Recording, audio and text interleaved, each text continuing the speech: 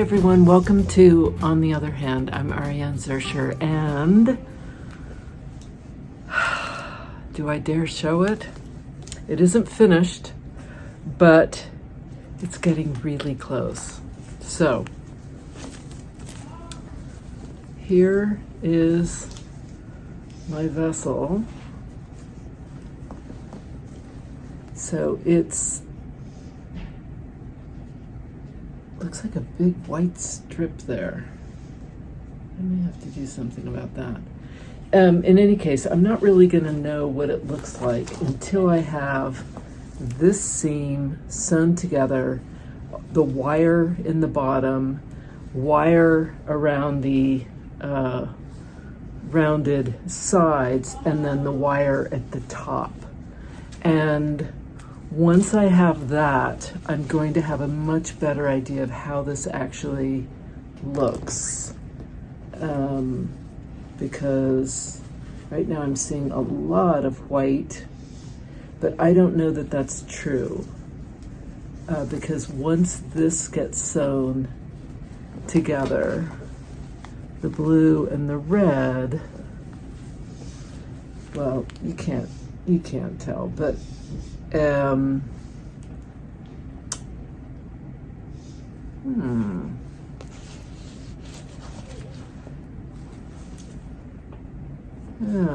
I may have to do something about this.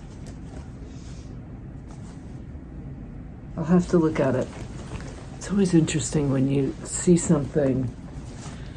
That's why I like to take photos, because even with the photo lying flat, there's so much other stuff, but when you put it into a shape and now it's become three-dimensional, suddenly there are areas that really pop out, like that huge bit of white. It's like, what? Where did that come from? Because when I'm looking at it flat, I'm seeing greens and reds and purples and all these other vibrant colors, and I'm not seeing that massive white bit. So it's interesting. It's interesting to see that. Yet another challenge. They just keep coming.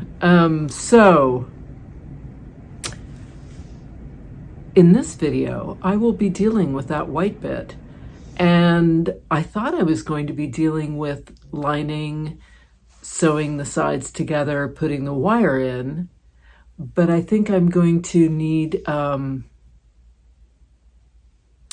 may do a wire structure that I can drape this whole thing over. I may do that. And then I'm going to tackle that white bit if that seems to be a problem, which I'm guessing it is. There we are.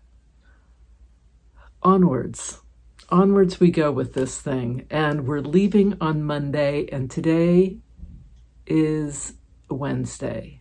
So, and I've got a really busy weekend because all other kinds of stuff are going on. So we'll see. We'll see what happens.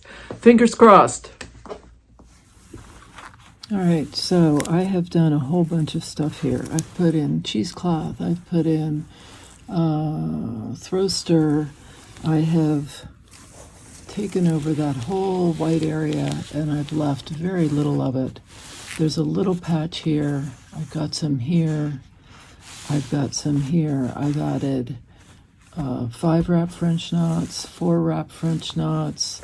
I've done a little wrapped circle. I've put in some mulberry bark with a seed stitch, more throw-stir.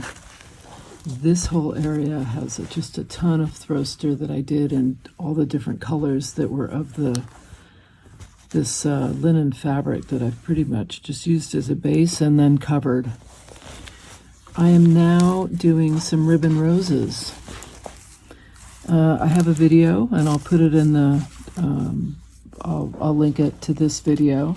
You can always find videos of stitches that I'm doing. I link them, and you can find them. You used to be able to find them in the upper right corner of the video.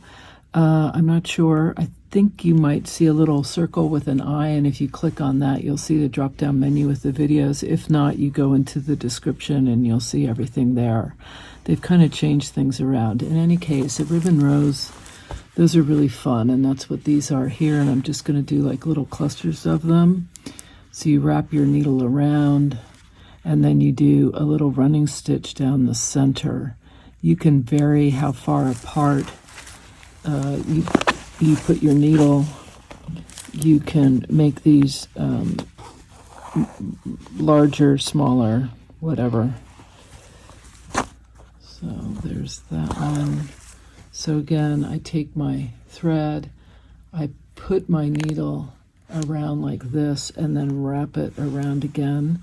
It's the same gesture that you would use when you're making a colonial knot. And if you want a slow version of this and a much more detailed explanation, you can go to my ribbon rose tutorial. But I like doing kind of a cluster of, whether it's French knots, whatever it is. I love those kinds of clusters of stitches. And doing a whole bunch of them together, it sort of makes a kind of a bolder statement, I feel like.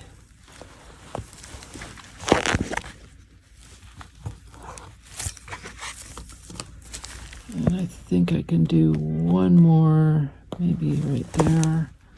It'll be kind of a small, well, will it? No. Can definitely do a big one. I try to go dead center.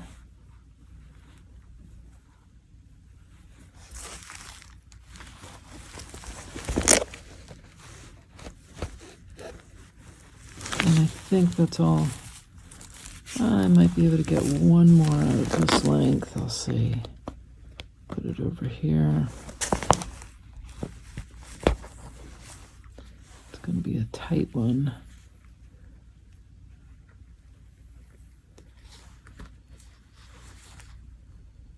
Or I guess a small one. When the ribbon gets folded over like that, you can just kind of manipulate with your fingers. But honestly, it doesn't really matter. So there are my ribbon roses. Decided to do little clusters of my Bullion circles that I like to make, and I realized I didn't make a video of how to do them. So it's important to use depending on the thread size, I'm using a number 1 Milner's. And there's also a Tulip's bullion needle. You can use that. Otherwise, just use a Milner's, and you're going to come up, and then you're going to pick up a thread just in from where you came out, right? And that's where you're going to start this is where you're going to start your wraps. For me, I never do less than 22 for a little circle. I'm going to do more like 25, so that's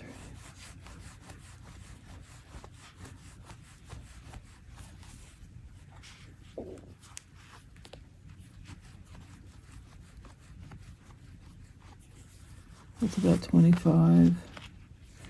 If you have these Lindstrom, I love these. These are, I have the link below the video for these.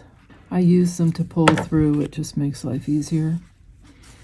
And then I'm going to pull this through, and I'm going to pull it so that it's tight. And because I've come up very close to came out very close to where I came up originally, I've got a little circle, but I just squish it a little bit with my thumb, go back down into the close to where you come up, and then I'm going to tack this down by bringing my needle up towards the center of that loop. And I'm just going to do a little tack right here to adhere it. Now you can also leave it up and it just kind of hangs and dangles in the air. It may lay flat, it may not, depending on what you're working on and what your fabric is and all that. But I like to just kind of loop it down. Then I'm going to come up again, close by. I like doing clusters of things, so I'm going to do a whole cluster of these. I'm coming up here like this. I'm going to do my wraps.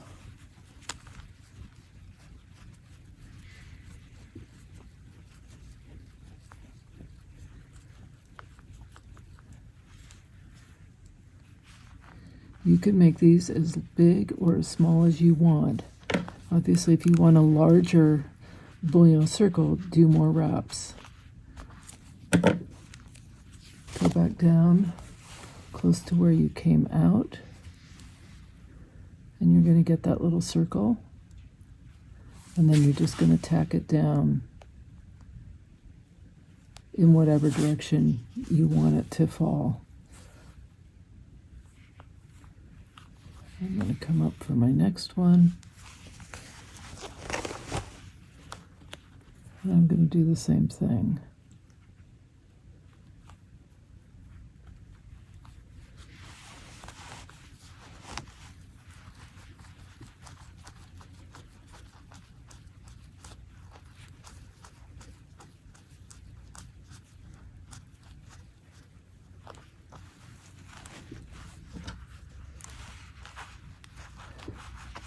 Now it's also fun to vary the size of these, so make them smaller, make them bigger. Sometimes what I'll do is I'll use different thread types.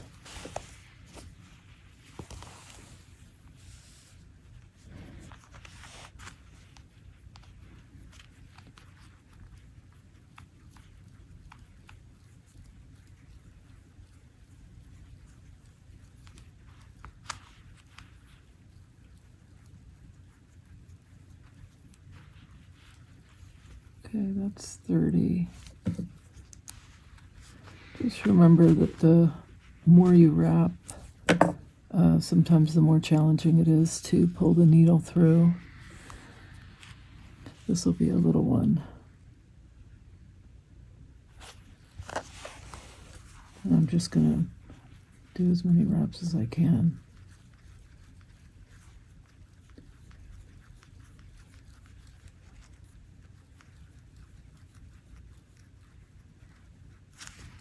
Okay.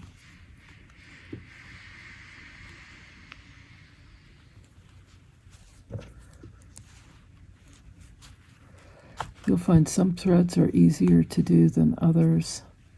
Some of them can be kind of sticky and difficult to pull through. Others are smoother and kind of get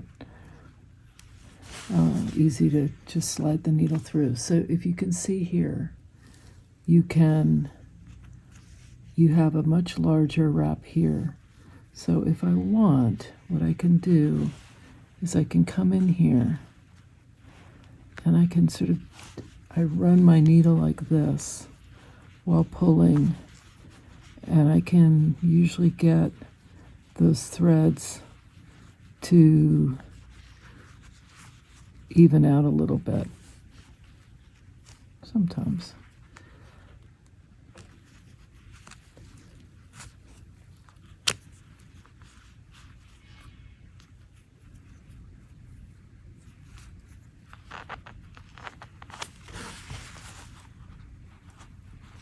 So I'm just going to tack this one down and keep going. Okay. Pull my needle through. You can do it little bits at a time if it's too much to pull through all the wraps at once.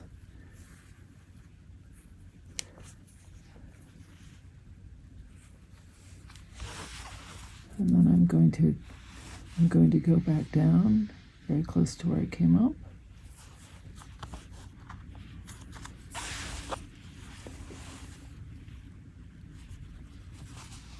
a circle. I might do one more sort of over here, and maybe a couple going down over here, maybe a few coming up over here. But this is basically the general idea of the Bullion Circle. Okay, I've done a whole bunch of stuff. So I've really reduced all that white, which you'll see later. I can't deal with picking it up right now. It's been a long day. Okay, this is my bottom, and I've tacked down my wire. I've put in my little fleecy bit just to, I don't know, seems silly now, but anyway, I did. This is the lining, which will get attached later. This is going to be the top, which I'm going to put in there. And then these are all my wires that I'm going to put throughout the body. So what I have right now, I've got one wire in here attached. Okay, so this is one wire. So here's my top right here. And this wire is going down to the bottom. I also have my lining, and that was interesting, but I did a bunch of darts. So I've got the basic shape ballooning out, and I've pinned it on the top just because I just want to keep it sort of in there. Okay, now I've got my first piece of wire, and I'm going to grab another piece, and I'm going to put at least 3, possibly 4 of these in here. And then I'm going to do what I did before on the other vessel, which is to couch it down invisibly with stitches that hopefully sort of go with this background. And then I'll take my next wire and do the same. I think what I might do is put all the wires in so I have a general idea of how many. I don't want to go through this thick bit. So I'm going to go over here. I may have to, but I'm going to try to avoid that. So I'll put one here, like that. And then I'll do another. And yeah, that's what I'm doing. All right, this has to be attached, obviously. I've got 1, 2, I'm going to have a third here, 4 and 5 wires. And then with the bottom in place and then the top, I think it's going to be sturdy enough that if I need any additional wire, I can do something on the outside with that covered wire that I got from that Australian company, Aura Fiber, I think it's called. Yeah, it's out of Australia, and they had this wonderful wire. So that's where it stands, and I think I'm going to stop. I've been working hard today, and I need to take a break and maybe just chill out and talk to my husband and acknowledge his existence, that sort of thing. But as I turn this around, do you remember how there was this massive white swath that I really didn't like? And you see how I have removed it? This is my plastic bag, which I kind of like. And yeah, so it's going to be interesting for sure. Okay, so I am going to couch this down, and I actually had to look at my video to remember how I did it, because I just couldn't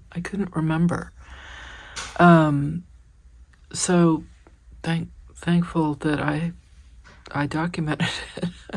I don't know how you guys do it if you don't document it.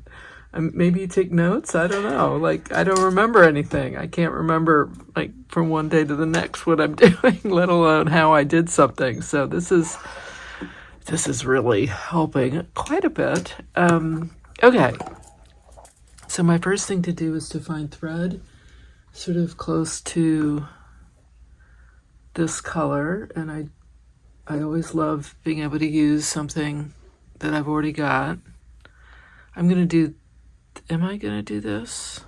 What do I have in here? Why not? I'll do this. Unless I have something closer. Which I might. Okay, I've got that. No. This could totally work. That might be better. This could also work. No, too light, too yellow. Okay. Too light. I've got this. Too blue. I've got that too green. Too light. Too something. I don't know. Too something. Okay, I'm gonna go with, I think I'm gonna go with this. Boy, I hope I have more. Yikes. Okay.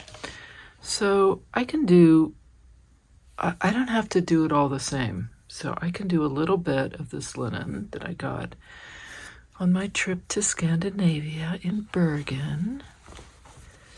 And I'm gonna position this guy around like this. He's getting a little cumbersome here. It's okay. Okay. So let me go in here. I don't know if you can see what I'm doing. You know, the problem that I'm having with my camera is a problem I always have with my camera, no matter what kind of stand I have, which is to get close enough that you can actually see what I'm doing, but not so close that I'm constantly moving out of the frame. And that is my challenge. And I have not gotten that figured out yet. It's a tricky balance. Okay, so now I'm going to put this in here like this. I'm going to take this pin out. And I'm going to go down like this because I want this really secure. Because if you remember from my vessel that I made before, what I did was I poked this into the base and then turned it. And that worked really nicely. So I'm going to absolutely do that again. This I can just kind of, I think, run along this little seam here.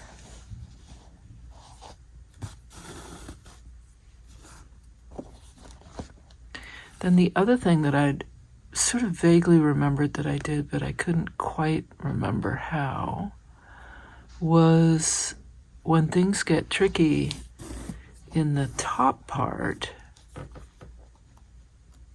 so on top here with colors of threads, or I don't want the thread to show, I went beneath and I was able to stitch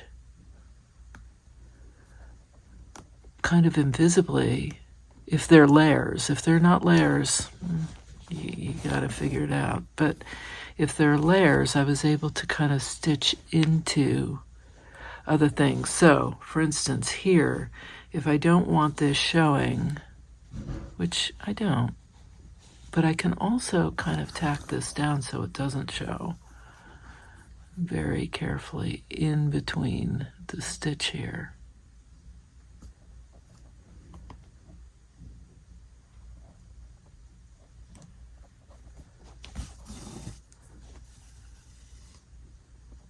I mean, that's, you know, I'm not going to worry about that. The other trick here is to do this in a way that makes sense. Okay, that didn't even go in. Okay, this I can do, but not get too crazy perfectionist about it, which is, challenging for me. Because I can get a little fussy in how things go and is it showing. And the truth is, when this is all finished, there is absolutely no way anyone's going to be looking at some portion and saying, oh, there's an errant stitch there, and I can tell that didn't belong. She didn't want that. That's a mistake. That's an obvious mistake. Nobody's going to be doing that. Except me. All right, so let's take a look at this so far, just to get a view, a bigger view.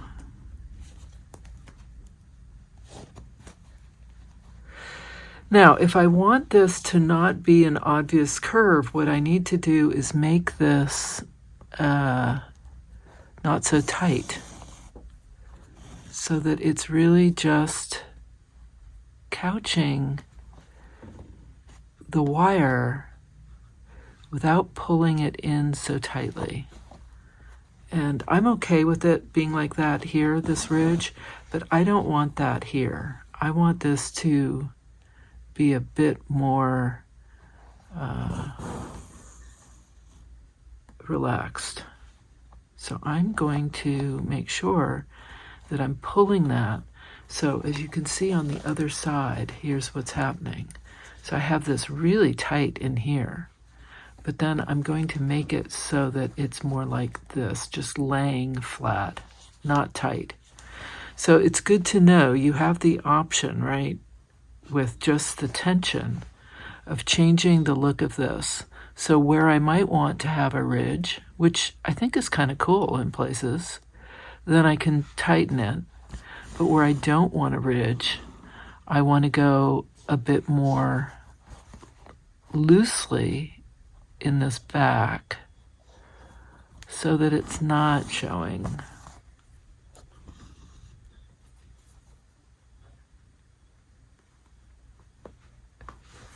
Okay, I need to turn this.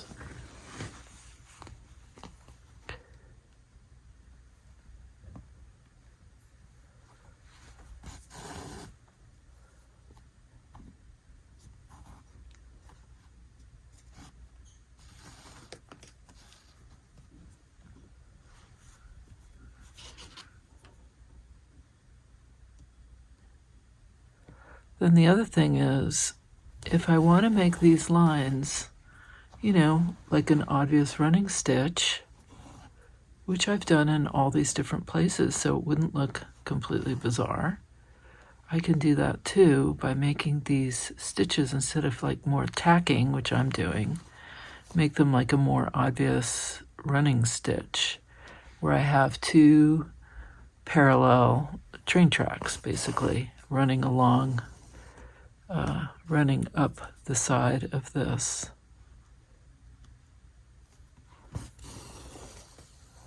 Which also would be kind of fun.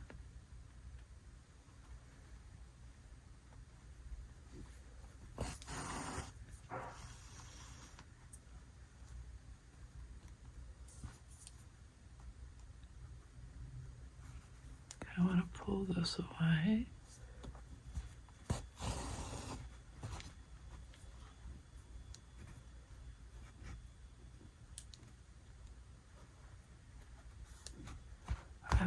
I have to cut this. It's causing problems for me.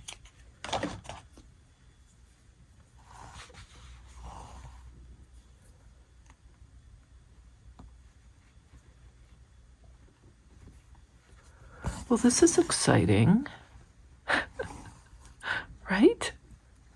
Getting into the home stretch here. And the other thing I was thinking was, is it different enough from the other one?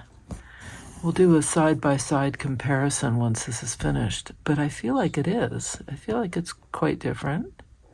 It still has my kind of, look to it, which I'm happy about. I like that. It doesn't look like someone else did it.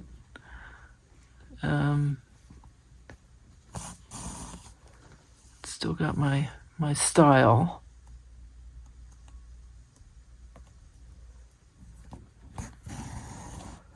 And now I want to pull this pin out here. And I want to make sure that this is, not too tight.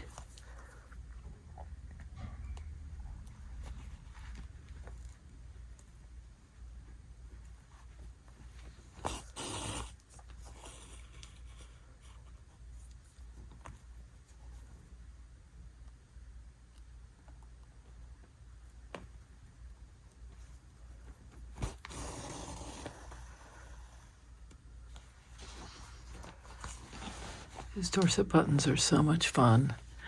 You can do so many crazy things with them. You can make them just totally traditional, like I have here, and then do all kinds of stuff underneath.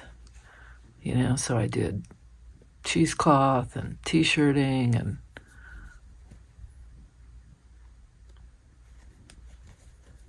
I don't like that.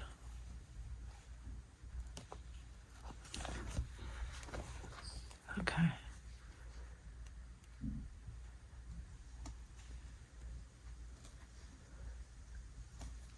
Or you can do this, where I put burlap beneath, and then I did like this whole cherry blossom thing, and then go crazy on the outside.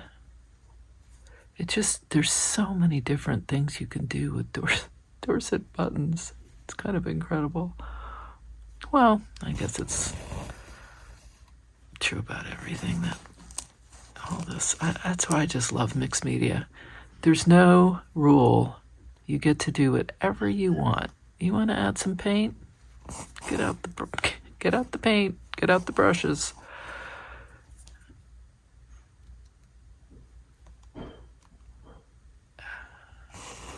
You want to add some collage? Go for it. You have, found materials, plastic bags.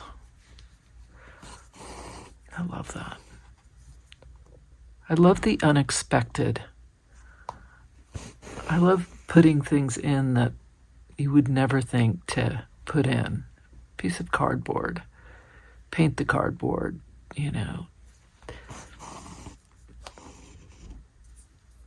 all of that. It's so much fun. Oops. Will not. I love finding threads as we travel.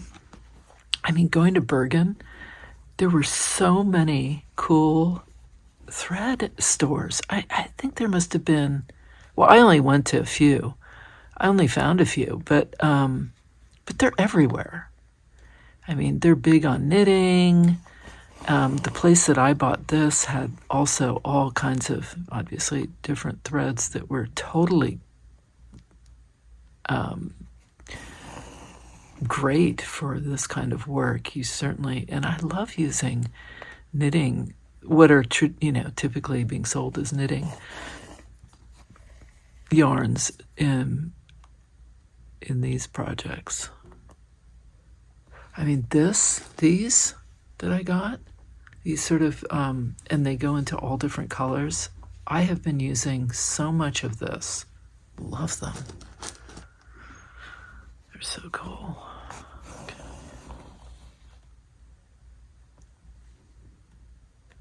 All right, I'm going to keep going.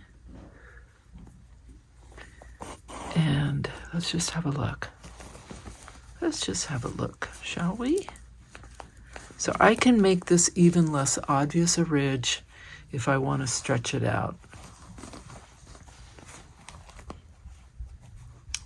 But it's looking pretty cool. I'm going to keep going with this. One wire has been finished, And I'm going to move on to the second one, doing the exact same thing. And we'll see how that goes. Wish me luck, because anything could happen. You just don't know. All right, this is going to end this video. And next time, hopefully, this whole thing will have magically come together.